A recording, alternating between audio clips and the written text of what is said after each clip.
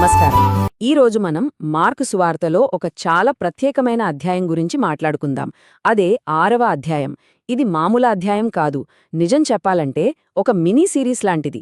ఇందులో డ్రామా, అద్భుతాలు, ఊహించని మలుపులు అన్నీ ఉన్నాయి. సరే, మరి కథ ఎలా మొదలవుతుందో చూసేద్దామా? చూశారుగా, ఈ ఒక్క మాటతోనే ఈ అధ్యాయం మొదలవుతుంది. ఎంత పవర్ఫుల్ కదా! అంటే ఎక్కడైతే మనల్ని అందరికన్నా ఎక్కువగా ఆదరిస్తారు, గౌరవిస్తారు అనుకుంటామో, సరిగ్గా అక్కడే మనకు తిరస్కారం ఎదురైతే ఆ ఫీలింగ్ ఎలా ఉంటుంది? అదే ఈ కథలోని మొదటి థీమ్. సో, ఒక వ్యక్తి ఎన్నో అద్భుతాలు చేస్తూ చాలా పేరు తెచ్చుకున్న తర్వాత తను పుట్టి పెరిగిన సొంత ఊరికి తిరిగి వస్తే పరిస్థితి ఎలా ఉంటుంది? అందరూ బ్రహ్మరథం పడతారా? ఆ ప్రశ్నకు సమాధానమే ఈ భాగంలో మనం చూస్తాం. ఇక్కడ చాలా ఆసక్తికరమైన విషయమేంటంటే, మొదట్లో వాళ్ల రియాక్షన్ చాలా పాజిటివ్గా ఉంది. ఆయన మాటలు విని అందరూ ఆశ్చర్యపోయారు. కాని ఆ తర్వాతే అస్సలు సమస్య మొదలైంది. ఆయన చిన్నప్పటినుంచి తెలుసుకదా, అరే ఇతను మన కళ్లమున్నే పెరిగాడు, ఇతను వడ్లవాడు, మరియ కొడుకు కదా, మరి ఇతనికి ఇంత జ్ఞానం, ఈ శక్తులెక్కడినుంచొచ్చాయి అని చులకనభావం మొదలైంది. పరిచయమే వాళ్లకు అడ్డంకిగా మారింది. వాళ్ల ఆ డౌట్స్ వల్ల జరిగిన నష్టం ఏంటో తెలుసా? అక్కడ పెద్దగా అద్భుతాలే జరగలేదు. వాళ్ల అవిశ్వాసమే ఒక అడ్డుగోడలా నిలబడింది.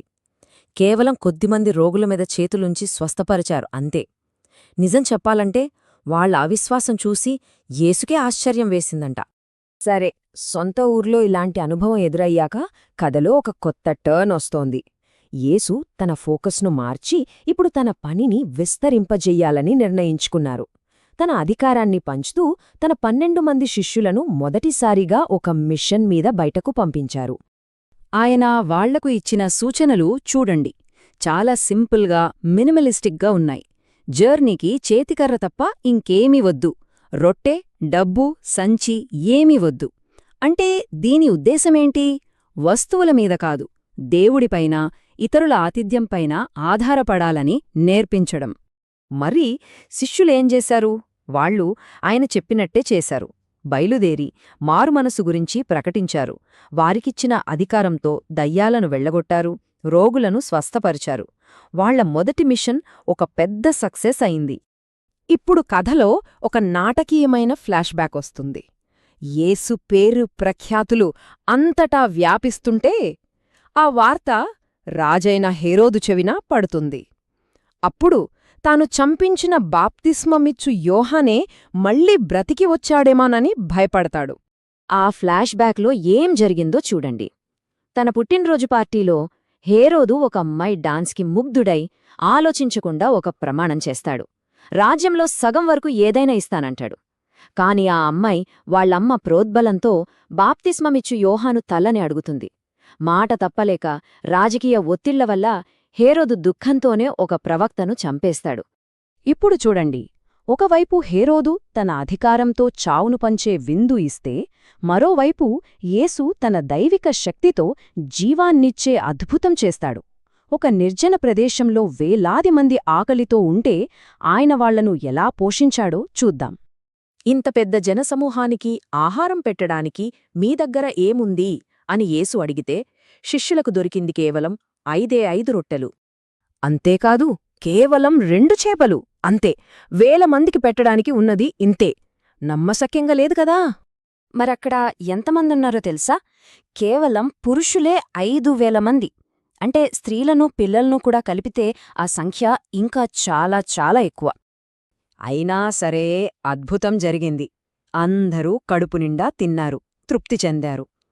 అంతా అయిపోయాక మిగిలిపోయిన ముక్కలు ఎత్తితే ఏకంగా 12 గంపెలు నిండాయి. చూడండి, కొరత నుంచి ఎంతటి సమృద్ధి! ఇప్పుడు సీన్ గలిలయ సముద్రానికి షిఫ్ట్ అవుతుంది. యేసు ఏమో ప్రార్థన కోసం ఒంటరిగా కొండమీదికి వెళ్లారు. ఇక్కడేమో శిష్యులు పడవలో సముద్రం మధ్యలో ఉన్నారు. ఉన్నట్టుండి పెద్ద తుఫాను. గాలికి ఎదురీదలేక వాళ్ళు చాలా కష్టపడుతున్నారు. వాళ్లు భయంతో వణికిపోతున్నప్పుడు యేసు నీళ్లమీద నడుచుకుంటూ వాళ్ల దగ్గరకు వస్తారు. వాళ్లు ఆయనను చూసి దయ్యమనుకొని ఇంకా భయపడతారు. అప్పుడు ఆయన ఈ మాటలంటారు, ధైర్యంగా ఉండండి, నేనే, భయపడకండి అని. అంతే, గాలి ఆగింది, సముద్రం నిమ్మళించింది. ఇప్పుడు మనం అధ్యాయం చివరికొచ్చేశాం. యేసు గెన్నేసెరుతు అనే ప్రాంతానికి చేరుకుంటారు. ఇక్కడ ఆయనకు దొరికిన స్వాగతం తన సొంత ఊర్లో దొరికిన దానికి పూర్తి భిన్నంగా ఉంటుంది. కథ ఒక ఫుల్ సర్కిల్ తిరిగినట్టు అనిపిస్తుంది.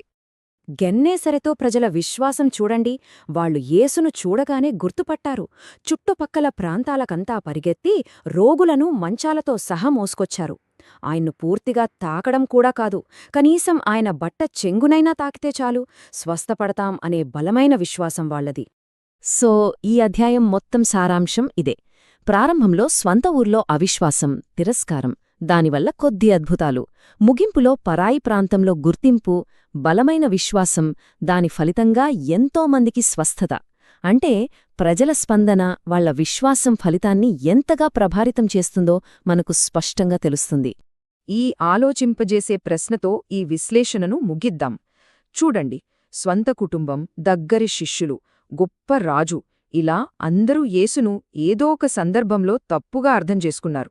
మరి ఆయన్ను నిజంగా చూడటానికి, అర్థం చేసుకోవడానికి మనకు ఏం కావాలి?